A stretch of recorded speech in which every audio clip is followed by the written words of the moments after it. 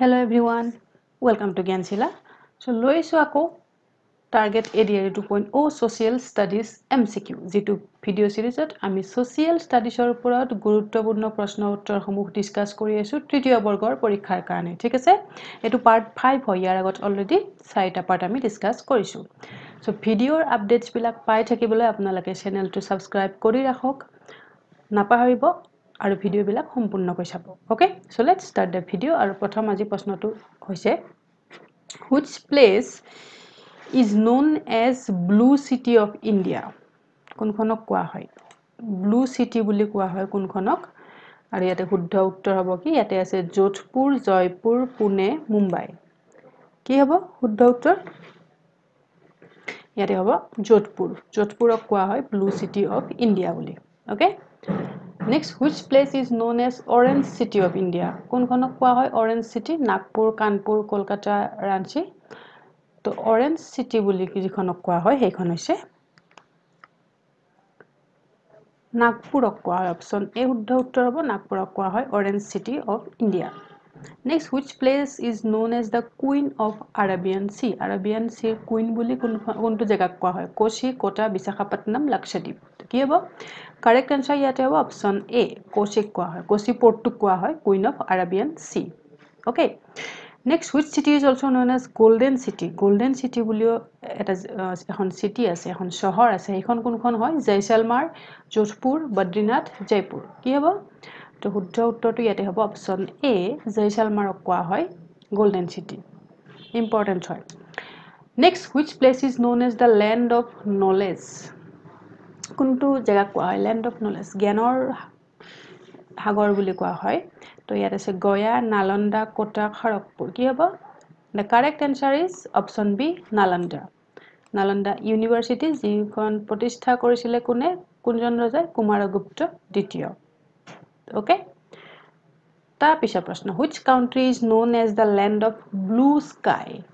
কোনখন দেশক কোৱা হয় land of blue sky again important হয়তো পোৱা নাই তো আগতে আপোনালোকে তো ইয়াতে আছে মংগোলিয়া ভুটান চাইনা সিঙ্গাপুৰ আৰু কারেক্ট আনসার ইয়াতে হ'ব কি ইয়াতে হ'ব অপশন এ মংগোলিয়া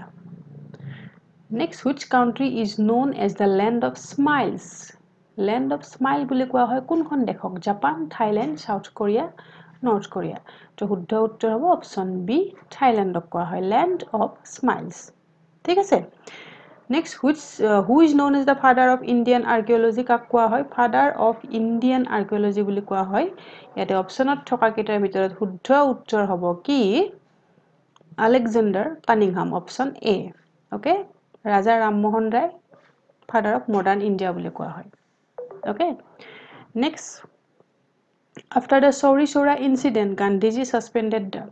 Chauri Chaura ঘটনাটো সংঘটিত হোৱাৰ পিছত গান্ধীজিয়ে তলৰ কোনটো মুভমেন্ট সাসপেন্ড কৰিছিল স্থগিত কৰাইছিল ইয়াতে আছে non cooperation movement civil disobedience movement Khilafat movement quit India movement তো Chauri Chaura ঘটনা সংঘটিত হৈছিল কেতিয়া 1922 চনত আৰু তাৰ পিছত গান্ধীজিয়ে স্থগিত কৰাইছিল অসহযোগ আন্দোলন that means non cooperation movement civil disobedience মুভমেন্টটো হৈছিল 1930 চনত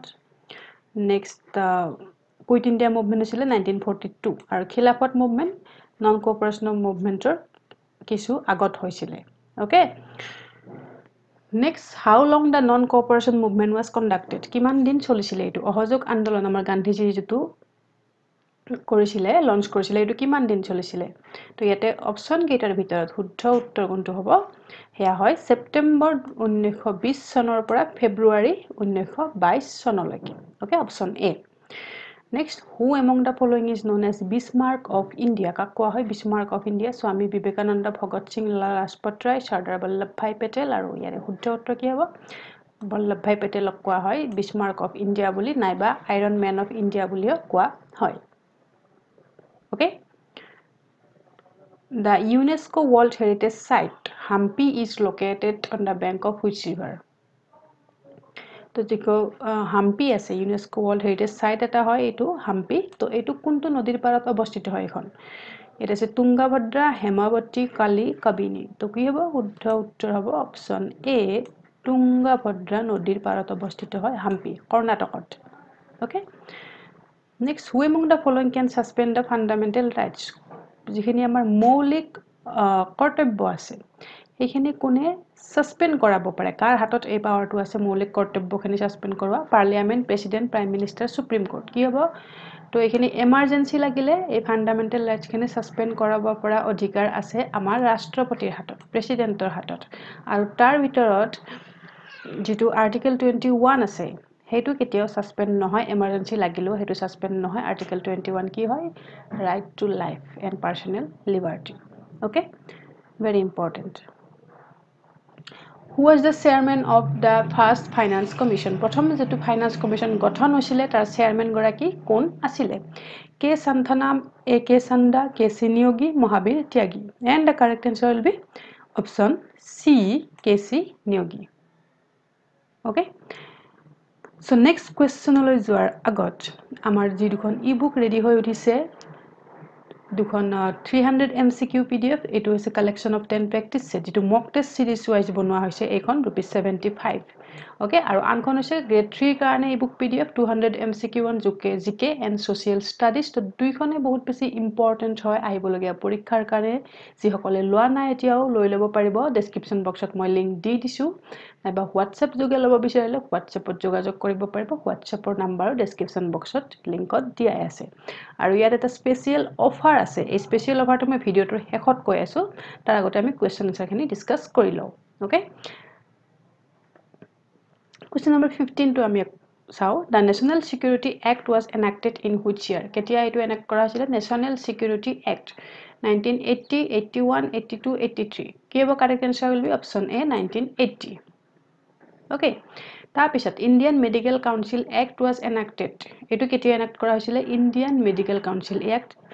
ইয়াতে আছে 1950 52 54 56 আৰু এইটো এনাক্ট কৰা হৈছিল 1956 অপচন ডি তো এনেকুৱা কোৱেশ্চন বিলাক যদিও ইমান ইন্টাৰেস্টিং নহয় বাট পৰীক্ষা হোৱাৰ সম্ভাৱনা বহুত বেছি আৰু গ্ৰেড 3 এক্সাম হয় যেহেতুকে অকমানটো ক্ৰিটিক্যাল কৰিবই পেপাৰ ইমান ইজিও নকৰিব তো আৰু তাতে এবাৰ কম্পিটিশন হাই হ'ব তো এনেকুৱা ধৰণৰ কোৱেশ্চন বিলাকো এবাৰ পৰীক্ষাৰ কাৰণে ইম্পৰ্টেন্ট হয় next after whose name is the Uber Cup named যেটো উবেৰ কাপ হয় এটো কিহৰ লগত জড়িত হয় বেডমিন্টন খেলৰ লগত জড়িত হয় তো এই কাপটো কাৰ কোনজন ব্যক্তিৰ নামৰ লগত জড়িত কোন কোন হয় দেখে ইয়াত আছে Betty Uber Sara Uber Jona Uber Katrina Uber correct answer কি হ'ব option A Betty Uber okay clear next in which country the first Commonwealth Games was held কোনখন দেশত পোন প্ৰথমবাৰৰ বাবে কমনওয়েলথ গেমস খেলা হৈছিল কমনওয়েলথ গেমস পোন প্ৰথমবাৰে কোনখন দেশত হৈছিল এটা আছে ইউকে কানাডা অস্ট্ৰেলিয়া নিউজিল্যান্ড আৰু কি হ'ব শুদ্ধ উত্তৰটো ইয়াতে হ'ব অপশন বি কানাডা কেতিয়া 1930 ঠিক আছে কানাডা হ্যামিল্টন কানাডা হ্যামিল্টনত হৈছিল এখন 1930 চনত first Commonwealth game 1930 okay next আৰু যদি হতে প্ৰথম অলিম্পিক কেতিয়া হৈছিল মডাৰ্ন অলিম্পিক প্ৰথম কেতিয়া হৈছিল এতিয়াটো অলিম্পিক চলি আছে অলিম্পিকৰ বতৰ হয় বৰ্তমান হৈ আছে পেৰিছ ফ্ৰান্সত তো পেৰিছখনৰ ৰাজধানী ফ্ৰান্সৰ ৰাজধানী এটো আমি সকলোৱে জানো এতিয়া তো এটো সুধিব পাৰে এবাৰ অলিম্পিকৰ ওপৰত কোৱেশ্চনটো মাছ বি আহিব পোন প্ৰথম মডাৰ্ন অলিম্পিক গেম কিমান চনত হৈছিল কিমান আছিল ইয়া হে আছিল 1896 1896 কত গ্ৰীচ এথেন্সত হৈছিল গ্ৰীচৰ এথেন্সত হৈছিল 1896 ত প্ৰথম modern Olympic games okay next which of the following mountain range is located between Nagaland and Myanmar Nagaland আৰু Myanmarৰ মাজত কোনটো মাউন্টেন ৰেঞ্জ আছে ডাফলা আবৰ নাগা হিলস আৰকান ইয়ামা তো শুদ্ধ উত্তৰ ইয়াতে হ'ব অপচন ডি আৰকান বুলি কোৱা হয় নাই আৰকান ইয়ামা বুলি কোৱা হয় এটো এই মাউন্টেন ৰেঞ্জটো আছে নাগালেণ্ড আৰু মিয়ানমাৰৰ মাজত Next question number 20 which of the following is the highest peak in Andaman and Nicobar Island Andaman Nicobar highest peak কোনটো হয় Mount Diabolo Saddle Peak Mount Twiller Mount Kwale তো কি হ'ব correct answer option B Saddle Peak ঠিক আছে Next which is the smallest national park of India সকলোতকৈ সৰু national park কোনখন হয় সকলোতকৈ ডাঙৰ national park হদিলে এখন কোনখন হয় হেয়া হৈছে Hemis national park largest area wise okay তো ইয়াতে যদি খুদে যে সৰু কোনখন হয় তো সৰুখনো ইম্পৰ্টেন্ট হয় তো ইয়াতে আছে Orang Kanha south button Keibul Lamjao national park আর শুদ্ধ উত্তর ইয়াতে হব কি option C south button island national park এখন আন্দামান নিকোবৰত আছে ওকে এৰিয়া ওয়াইজ এখন সবতকৈ সৰু ন্যাশনাল পাৰ্ক হয় আমাৰ ভাৰতৰ Which of the following mountain range is spread over only one state in India? কোনটো mountain range কেৱল এখন ৰাজ্যতহে বিয়পি আছে সেই mountain range কোনটো হয় ইয়াতে আছে অজন্তা সতপুৰা সাহাদ্ৰী এণ্ড আৰাৱলী আৰু ইয়াৰে শুদ্ধ উত্তৰটো হ'ব কি correct answer will be option A Ajanta কত আছে only মহাৰাষ্ট্ৰত আছে তাৰ বাহিৰে বাকি কেইটা মাউন্টেন ৰেঞ্জ এখনতকৈ বেছি আছে সতপুৰাটো আছে মহাৰাষ্ট্ৰ মধ্যপ্ৰদেশ আৰু ছত্তীশগড় তিনিখন ৰাজ্যত সতপুৰা আছে মহাৰাষ্ট্ৰ মধ্যপ্ৰদেশ ছত্তীশগড়ত আছে আৰু তাৰ পিছত সাহাদ্ৰী যেটো ওয়েস্টাৰ্ন ঘাট বুলিও কোৱা হয় এইটোতো বহুকিখন ৰাজ্যত আছে সাহাদ্ৰী আছে আপোনাৰ তামিলনাডু কেৰালা কৰ্ণাটকা সাউথৰ এই তিনিখন আছে তাৰ পিছত গোৱা তাৰ পিছত মহাৰাষ্ট্ৰ আৰু গুজৰাটত আছে সাহাদ্ৰী আৰু আৰাৱলী মাউন্টেন ৰেঞ্জ আছে হাৰিয়ানা আৰু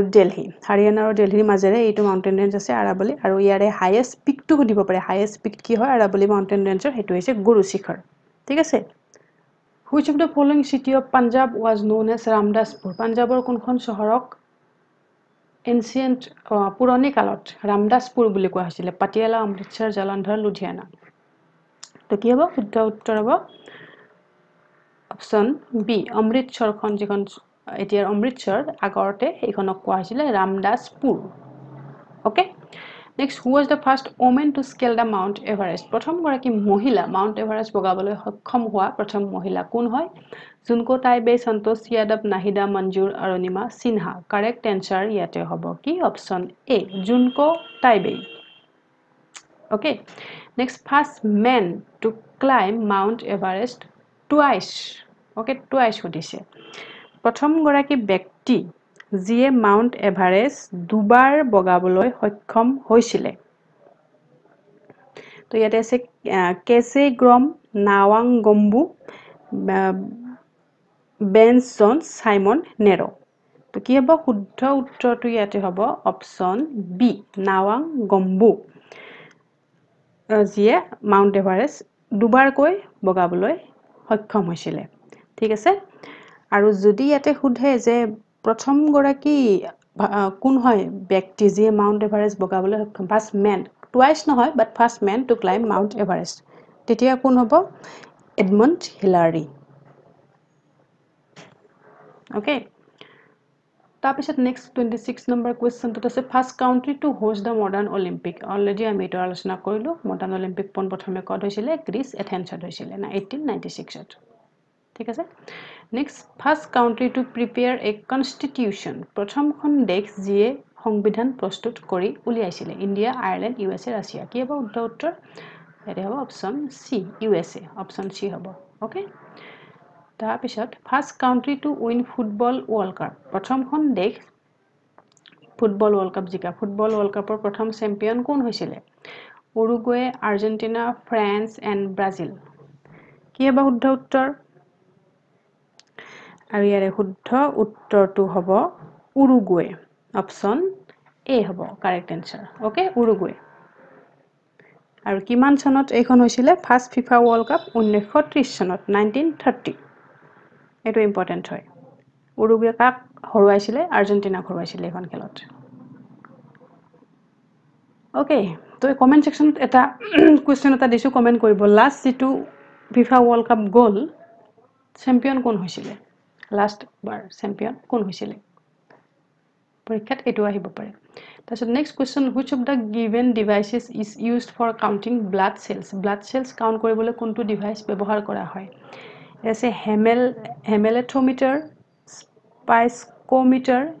তাৰপিছত আছে হেমেসাইটোমিটাৰ এণ্ড হামেসাইটোমিটাৰ তো ইয়াৰে শুদ্ধ উত্তৰটো হ'ব যেটো অপশন সি ইয়াতে আছে হেমেসাইটোমিটাৰ এটো ডিভাইস ইউজ কৰা হয় ব্লাড সেলস কাউন্ট কৰাৰ কাৰণে okay next question Mathura is located on the bank of which river very important question আৰু এনেকুৱা এটা প্ৰশ্ন পৰীক্ষাত থাকিবই কোনখন চহৰ কোনটো নদী পাৰত অৱস্থিত এবাৰটো আহিবই and স্পেচিয়েলি এইবাৰ পেৰিছ কোন নদীৰ পাৰত অৱস্থিত হয় এইটো হোৱাৰ সম্ভাৱনা 100% আছে কাৰণ পেৰিছত অলিম্পিক হৈ আছে তো পেৰিছ হৈছিল পেৰিছ হয় কোনটো নদীৰ পাৰত অৱস্থিত সেইন নদী সেইন যেটোত আমাৰ অলিম্পিকৰ ওপেনিং সেৰেমনি যত হৈছিল সেইন নদীত অৱস্থিত হয় পেৰিছ চহৰখন তো ইয়াৰে উত্তৰটো কি হ'ব জনাওক মথুৰা এটা আছে গংগা যমুনা চম্বল সৰায়ু তো মথুৰা লোকেটেড হয় মথুৰা অৱস্থিত হয় যমুনা নদীৰ পাৰত ওকে অপশন বি আৰু সৰায়ু নাইবা অসমীয়াত ক'বলৈ হলে সৰজু নদীৰ পাৰত কোনখন চহৰ অৱস্থিত অযোধ্যা ওকে ইম্পৰ্টেন্ট হয় ভেৰি ইম্পৰ্টেন্ট মই যিখিনি কোৱেশ্চন দি আছো এক্সামৰ কাৰণে 100% কমন কোৱেশ্চন হয় সো আজি ভিডিওটোৰ কাৰণে 30টা প্ৰশ্ন এইখিনি হয় তো যেটো কৈছিলো মই স্পেশাল অফাৰ এটা কথা এই স্পেশাল অফাৰটো এইটো হয় যি দুখন ইবুক আমাৰ লঞ্চ হৈছে 300 MCQ mock test series আৰু 200 MCQ for grade 3 so দুইখন যদি আপোনালোক একে লগত লয় তেতিয়া এটা PDF ফ্ৰী পাব নৰ্থ ইষ্ট জিকে ইবুকটো আমাৰ ফ্ৰী পাব তো দুইখন একে লগত লবলৈ হলে আমাক WhatsApp কৰিব লাগিব WhatsApp নাম্বাৰটো ইয়াতে আছে 8402086470 এই নাম্বাৰটোত WhatsApp কৰিলে গোটেই তথ্য আপোনালোকে পাব স্পেশাল অফাৰ দি থকা হৈছে লিমিটেড অফাৰ তো যদি লয় আপোনালোকে WhatsApp কৰিব ওকে সো আজি ভিডিওটোৰ কাৰণে এইখিনি কোৱেশ্চন আনসাৰ কেনে পালো আপোনালোকৰ ফিডবেক বিলাক জনাব আৰু আমাৰ চেনেলটো সাবস্ক্ৰাইব কৰি ৰাখক নেক্সট ভিডিওৰ আপডেটসমূহ পাই থাকিবলৈ okay so till then keep learning keep sharing Jai Hind